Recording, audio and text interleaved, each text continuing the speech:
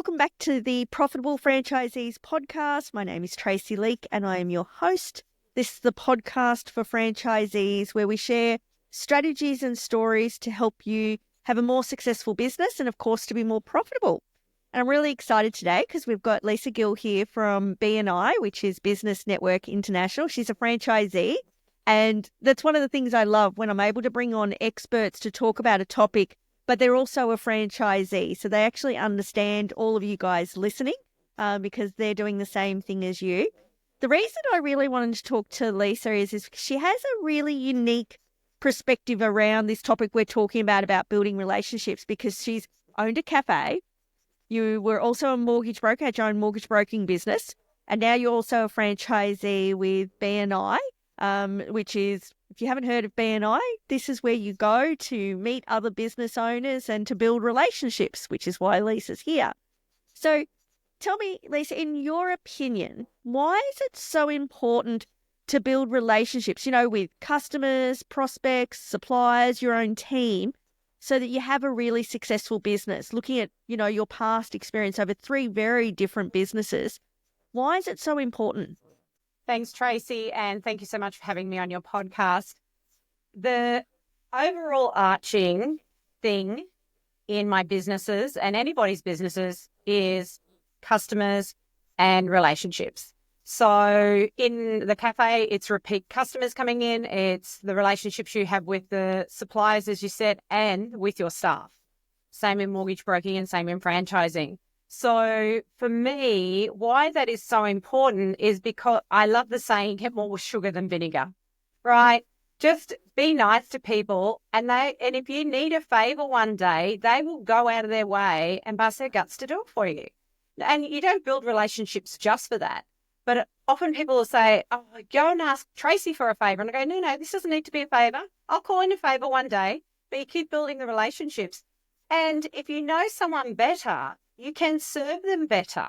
So there's no point in, if I knew that my friend was a housewife and saying, come and join BNI, she doesn't have a business. So I know that the woman, I know she's a housewife, I know she doesn't have a business, she may not join BNI.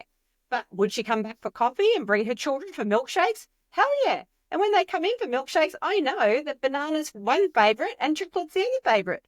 And so by doing that, by asking that supplier just to deliver half an hour earlier on the day they're supposed to deliver because you're short of staff, this is just that keeps the flow and the law of reciprocity going around so that everybody can win. I think we often miss that we're so busy doing business that we forget that people don't do business with a business, they do business with a person. And even if you're in a franchise brand, they still want to know it's you. Yes, and a great example of that, Tracey, is if you, when I owned my cafe, it wasn't a franchise. It was called Pandemonium Cafe. So people came because of me and the way we had our staff interacted with people.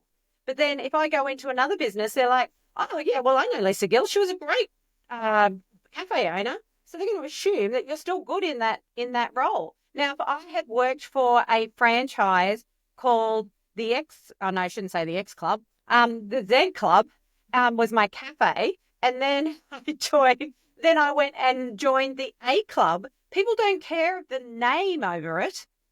They care about me.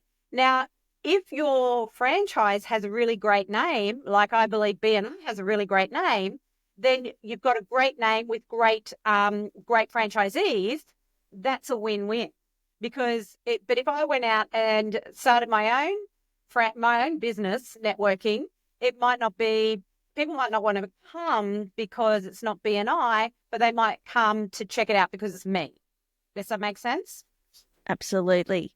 I often say the reason why franchising works so successfully is customers or prospects, they want the security of a national brand or an international brand, but they want to do business with a local person.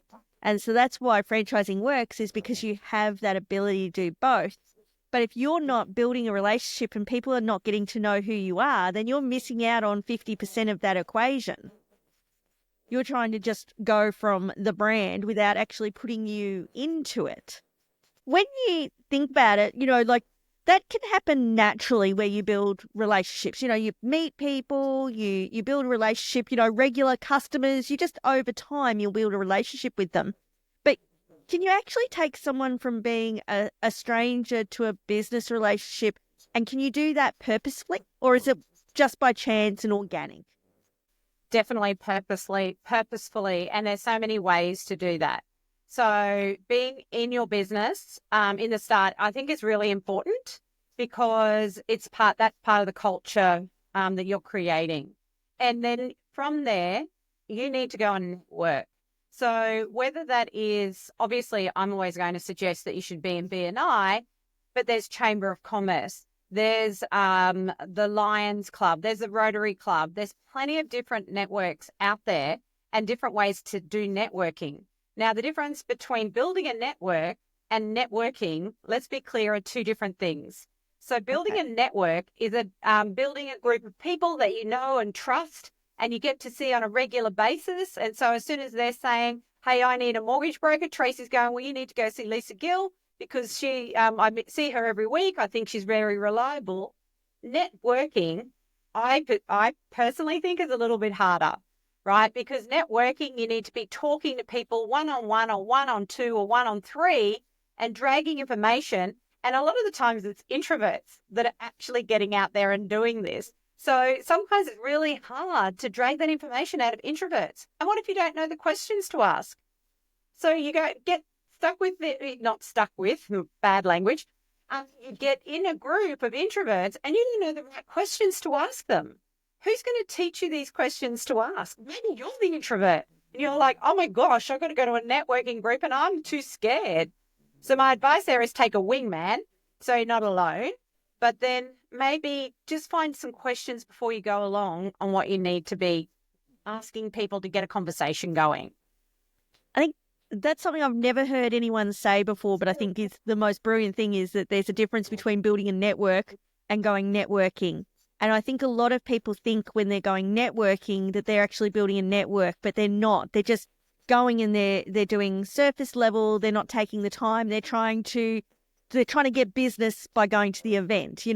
When I'm working with clients, I often say to them, when you go to a networking event, it's like you don't get married at the pub. You don't go down to the pub on a Friday night, sit beside someone, have a 5-minute conversation, then say to them, hey, we should get married. They're going to think you're insane. Yet people are doing that in business. They're going up to someone and saying, hey, we should do business together after a 5-minute conversation. They're not actually building a network of people. And that takes time to build a relationship, right? Definitely. And to give a shameless plug for BNI, when I started mortgage broking, I did a networking event every week and I went to BNI every week. Now, I didn't get any referrals out of the networking, but that's not because they weren't great networking events. They were great networking events, but I didn't follow any of them up to go and see them again and go and see them next week. But at BNI, I was seeing those same people every week, whether they wanted to see me or not, because they were in my group. So I built the relationships in BNI, seeing them every week. But networking sometimes is just what you need to do to be expanding and finding, maybe you want to find people to do business with rather than selling to them in a networking room. Because everybody talks about word of mouth business. Everybody wants it, but they're not willing to necessarily, well, I shouldn't say everybody, but a lot of people are not willing to take the time to build a relationship. How long do you think it takes? I know that's like how long's a piece of string, but how long does it really take to, in your experience, to meet a stranger and then to take the time to actually build a relationship that will actually last and create some sort of business for you? Well, it depends how hard you want to work at it, which is a fair comment. How long's a piece of string? And I think there's statistics about 120 hours creates an acquaintance, and then there's something about a friend, and then there's a long-term friend. But if you put in the effort to get to know somebody, it could possibly take as little as 2 or 3 months. But it's not going to happen in a week, because you know what? Every time I want to give you a referral, I'm going to put my reputation on the line. So I've got to get to know you. I got to get to trust you. Sorry, know you and like you, and then trust you. So that's got to take a time. And like your analogy of going to the pub and asking to get married, well, you know what? I work really hard to have a really good reputation in my world. So if I'm recommending Tracey, they're going, well, hell, Leisa recommended Tracey. I'm going to give Tracey a go. And they're probably not even going and finding more information out about you because Lisa's recommended you. It's like I would rarely ever go to Google reviews if I'm referred somebody by a friend, a trusted friend. I don't look at Google reviews. If you've told me they're great, then they're great. I'm going there, right? So, but the getting to know each other isn't just pub on the Friday night. It can be a pub at the Friday night because you need to get to know people on a personal level as well. But do you know what their dreams and aspirations are? Do you know what their goals in life are? Do you know what their interests are at all? Are they belonging to any other network that you could go along to with each other? And one of the, one of our tips is, do you know what skills they have? You know, it could be that, Tracey, you're a really good salesperson and teaching people sales. But I don't know that if I haven't given you the time to sit down and find out more about you. The old analogy, we've got 2 ears and 1 mouth, use them in that proportion. Don't sell at me, but if you want to get to know me, let's sit down and have coffee a few times and a few more times to get to know each other and then see each other on a regular basis. And the return on investment of that can be really great. Can you give us an example of someone that, you know, in whichever business we talk about that, you know, for you personally, you go, man, this is someone that I built a relationship with and what the return on investment is, for lack of a better word, for building that relationship? Yeah, great one. So I was at a group last week and I heard a member get a referral from a visitor. Now, the visitor was brought by another member, so they were already qualified, for want of a word, because it was brought by somebody else. And that visitor's referral turned into $120,000. So it could be as simple as having the right person in the right room at the right time, or the return on investment could be another gentleman I have who's in solar, started with 2 staff 4 years ago, and now he's got 18 staff. I've got another electrician who's started with two trucks on the road, and he's now got 18 trucks on the road. He doesn't even need to network anymore for himself, but he needs to network to keep bringing in work for his guys, right? So his business is very successful, but he's got to keep building the business for the other guys to keep them employed. So many success stories. And the whole thing about you don't know who people know. Think outside the square. Who's going to feed you referrals? And it's not me coming to you for coaching. That's great referral, but I'm not going to keep feeding you. But who do you need to speak to that I know that's going to feed you a whole bunch of referrals? Yeah, and that's it, isn't it? Because it's that relationship over time. Like, let's go back to your mortgage broking business. Like, we may have built a relationship. Doesn't mean I'm going to see someone every single week that needs a mortgage broker. But, you know, it could be someone who you see, you know, I actually had a referral at the start of this year from someone that I actually met like 9 years ago. And when this person came across them, they went, oh, hold on a second, you need Tracey. And it was because I'd taken the time to build that relationship. And I think a lot of people discount just putting in a little bit of time and effort and a cup of coffee, which is really pretty cheap, you know, marketing, if we want to put it into that bucket, to actually what it can do, but how it can pay you back tenfold. But we often don't think about how a relationship can pay your business over time. And most people don't take the time and effort to do it. So when you're actually, you know, talking to someone, what are some of your best tips to speed up building a relationship with someone? How do you get through that know, like, trust a little faster? Or should you even try and speed it up? What's your thoughts on that? Yeah. Should you speed it up? Well, the more you spend time with somebody, and if I give you a referral, then that's going to speed it up too. But we always say start with interests, because that's a really common ground that you can talk to people about. A really quick story: when I was mortgage broking,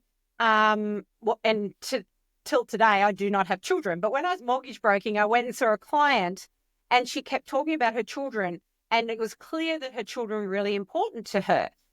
And I can ooh and ah over the children, but I didn't have anything in common to share with her. And probably 5 minutes before I was about to leave, I saw that she had a Thermomix. Now I'm an ex-chef, so Thermomix is right up my alley. So we got talking. I stayed for another 20 minutes. We're talking about Thermomix. When her loan settled, she made me some homemade products in her Thermomix to gift me to say thank you for getting their loan settled. Now, had I not found something that we had in common, that relationship probably would never have gotten past that mortgage broker client. But because we found something in common, we could accelerate that a little bit further. But you've always got to start, I believe, you start with interests.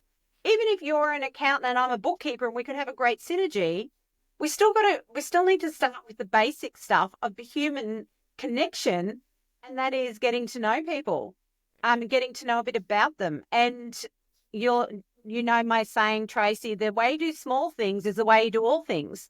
So if I'm by listening to you and the way you present and the way you do business and the interests that you might have, I'm going to know if you're a good synergy for me and for my clients.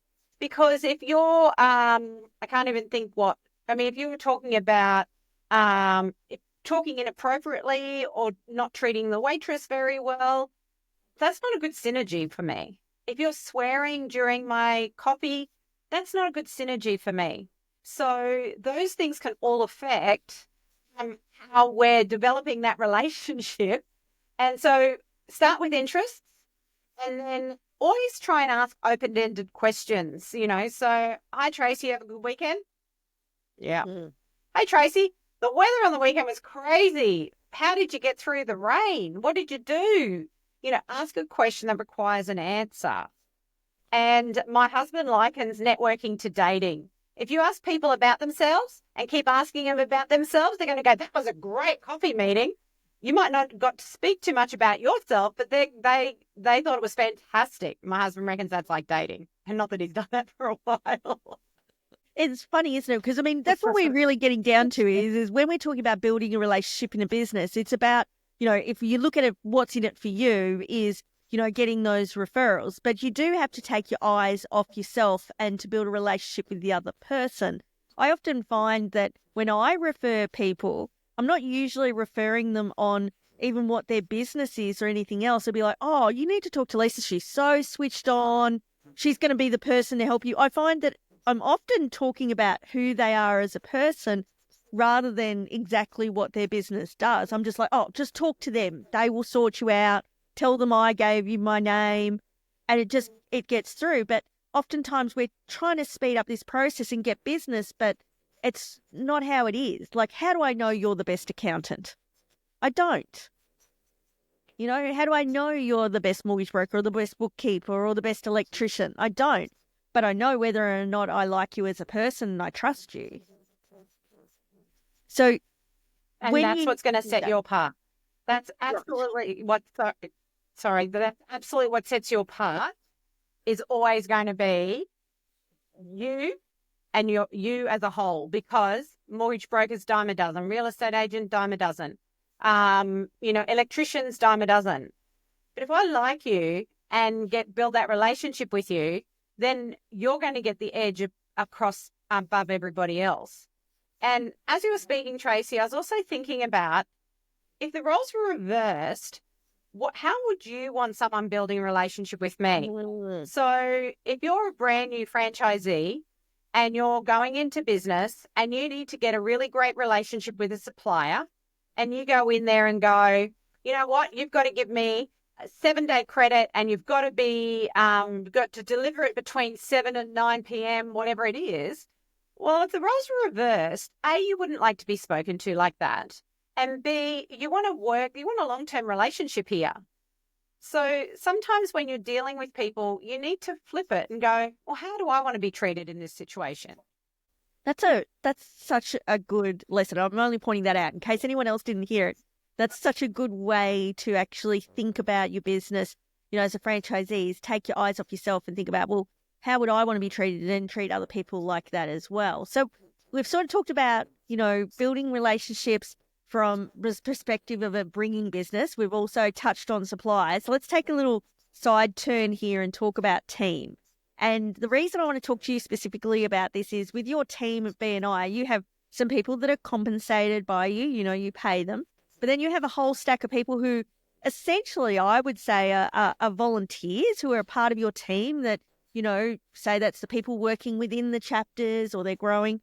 But it's kind of a weird combination because not only are they on your team, but they're also your customers. So this is kind of one of the hardest scenarios I can think of building a strong team.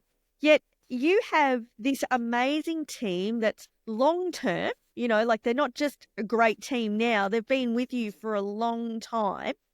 What are some of the things you've done that you've taken from your years of experience of building relationships to actually sew into your team to create a team? People are always saying it's hard to find good people. Well, I've met your team and they're amazing people. So what do you do to actually build those relationships with your team to actually have it working really well for you? There's so many things, yet such common sense things, Tracey. So for a start, I come back to treat them the way you want to be treated. So I remember a time when I worked in a restaurant and worked for the most amazing bosses, and every day, at the end of the day, they would say, thank you for coming to work. Thank you for coming today. Or thank you for working today. Or thank you for being here today. I was a waitress. I was like, that's so nice. And so then when I had my cafe, I did the same thing.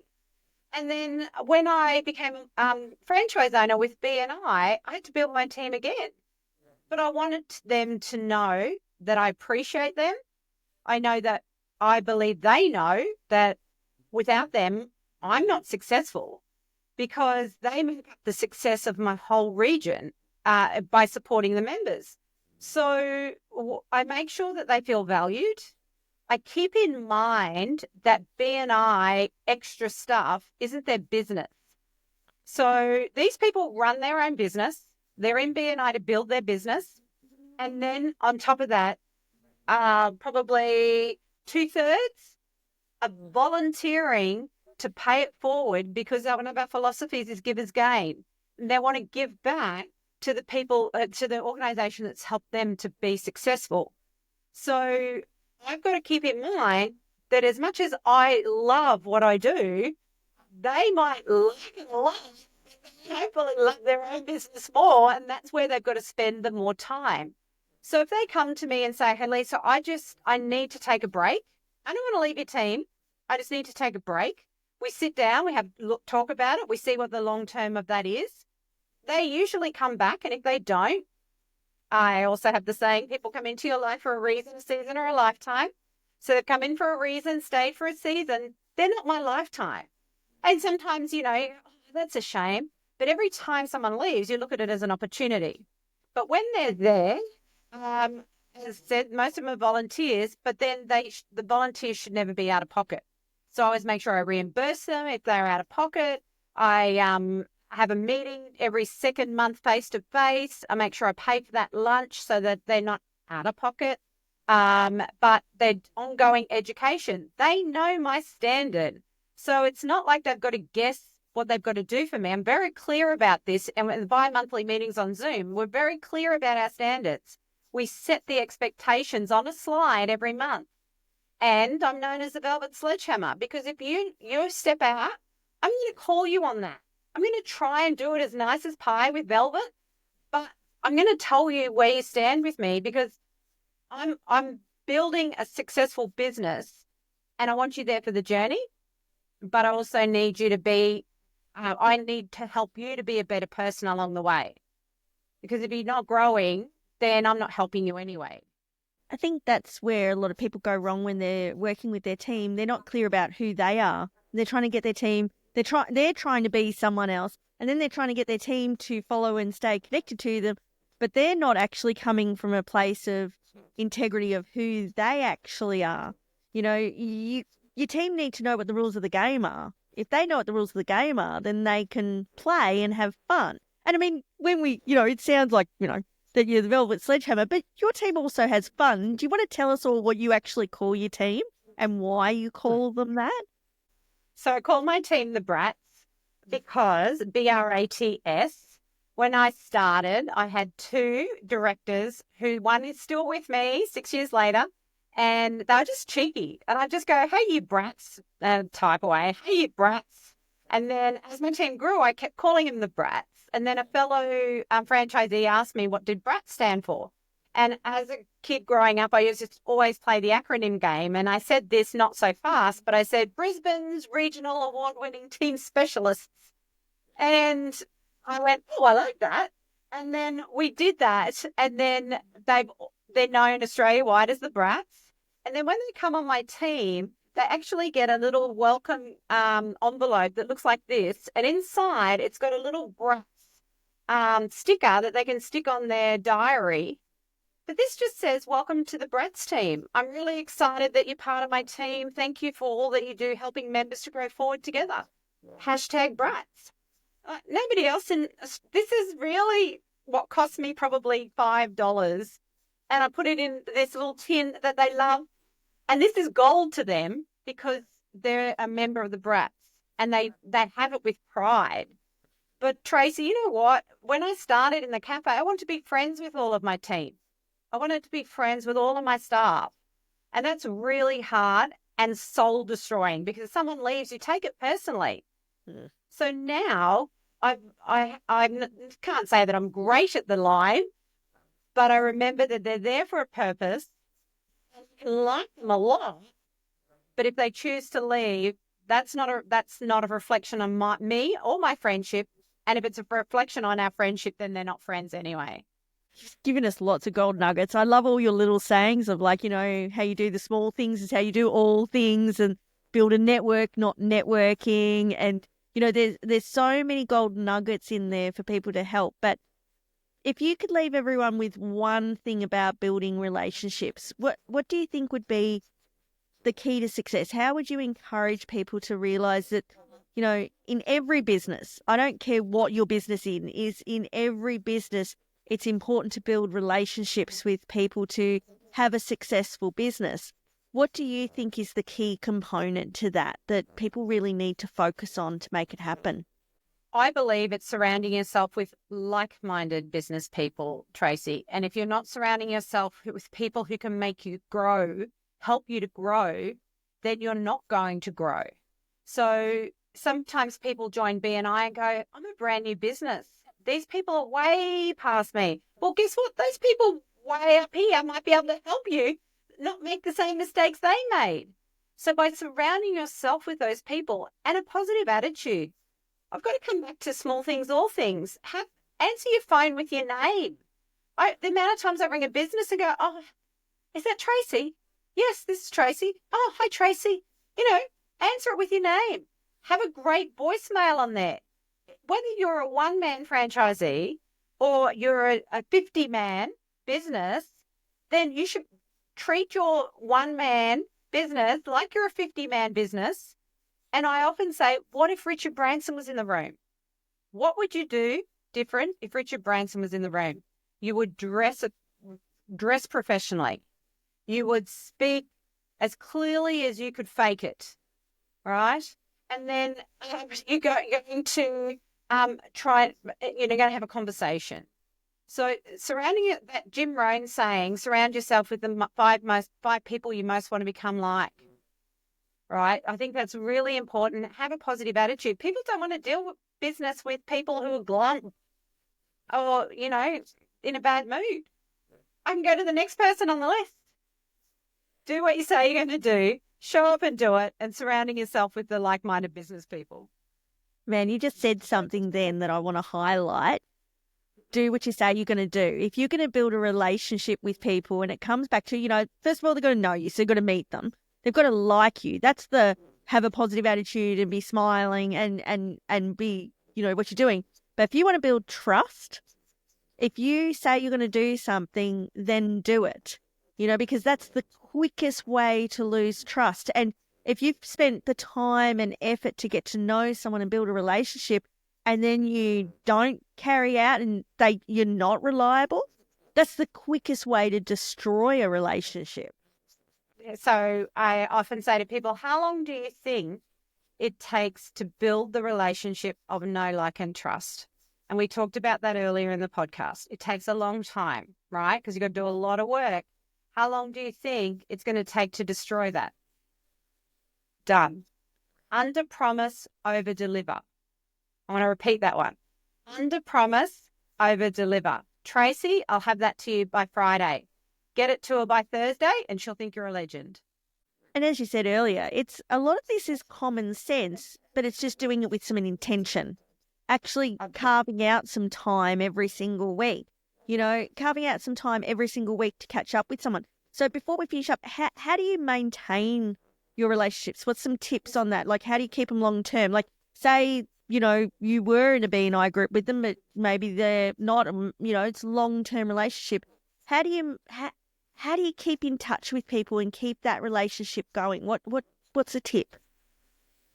So I keep my social media quite active, and people will often come to me, run into me 2 years later and say, I feel like I haven't missed you, Leisa, because I see your Facebook posts all the time. And I do that purposefully. So I want people to know, A, that I do a little bit outside of BNI, but in BNI, I'm also having fun along the way. So I do Facebook and LinkedIn. And I actually have a corny old little book that has all the birthdays in it. And every day I look at that list and I send a birthday text to anyone who's in my birthday book that I've come across if they're not in BNI anymore, that I like. And I just send them a happy birthday text. And then I'm popping up. And now, because Apple's so clever, you get a beautiful shot of my face and my BNI jacket on your phone when it comes in. So that's helping you remember who I am. But I get phone calls, referral requests, and text messages from people. This is my 19th year in BNI, and relationships don't vanish if you've built them the right way. Yeah, that's a key, isn't it? If you build it right to start with, you can do it a long term. So before we finish up, you better give us a little plug on what BNI actually is, because we've been talking about it and some of them have got to the end and gone, what is BNI? Like, what do you do? Well, why, I believe that, going out and building a network, not networking, I'm going to change that now, go out and build a network is one of the best things a franchisee can do in their local area marketing. And, as a franchisee, this is something that you can do. It can't be done at a head office level. It has to be done by you. But it's one of the best things that you can do in your local area marketing strategy. People are always trying to do digital and they're doing lots of different things, but actually building a network is probably going to give you the best return on investment as a franchisee. So if I was a franchisee, you're like, I'm already sold, but how does BNI help a franchisee to add that to their local area marketing? What does it involve? What are they doing? What is it? Great question. So, as you said, BNI stands for Business Network International. We're in 77 countries and we've been around for 40 years. So we might know a thing or two about building a network.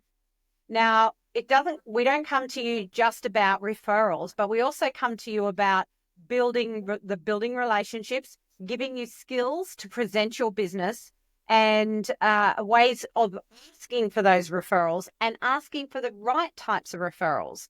So I would ask anyone in the audience listening, can you afford to pay a marketing team full-time, 20 people minimum, to market your business?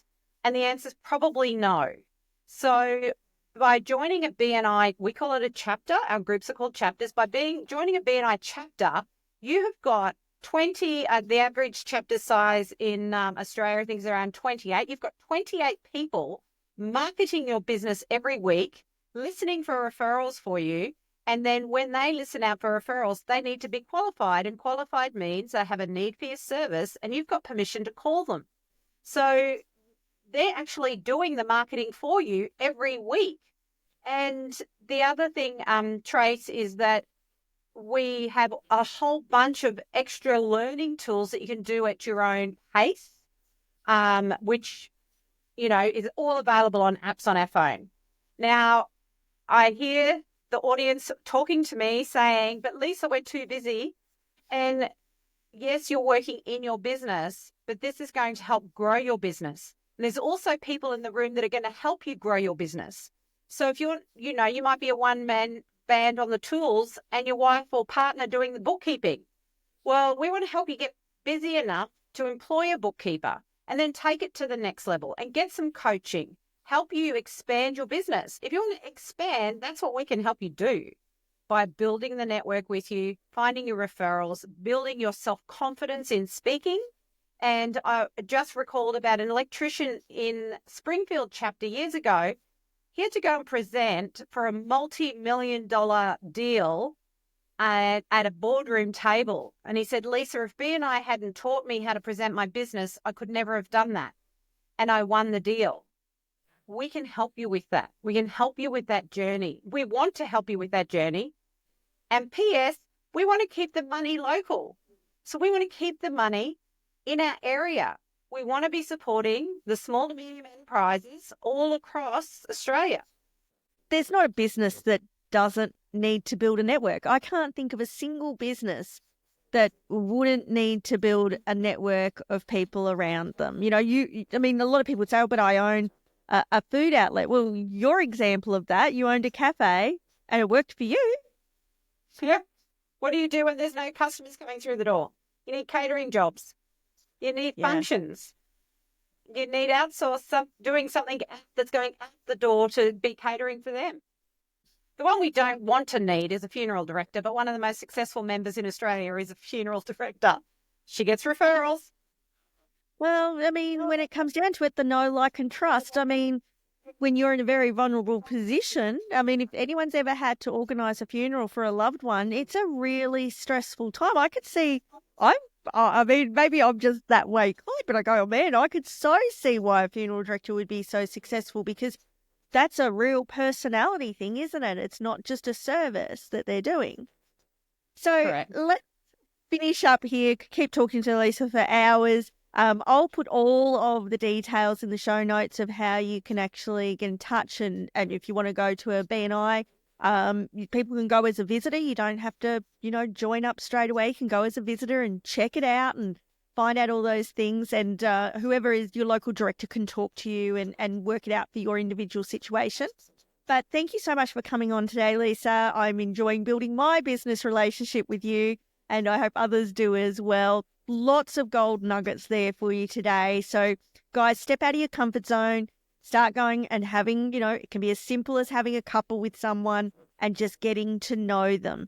What it will do for your business is it can just exponentially grow your business.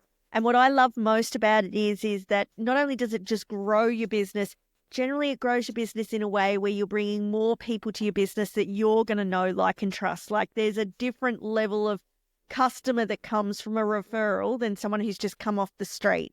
That they are usually more your type of people, is how I like to call it. So thank you for joining us. As always, if you want some more help with your franchise, come along to my website at traceyleak.com. Sign up for the Franchisee Profit Pulse, my fortnightly newsletter full of strategies and things to help you. Keep listening to the podcast. And please make sure, if you're seeing this on socials or wherever you're watching it, give a comment to Leisa and say thank you so much for her time and all of her energy to help us learn how to build a better relationship in business. Thanks, Tracey.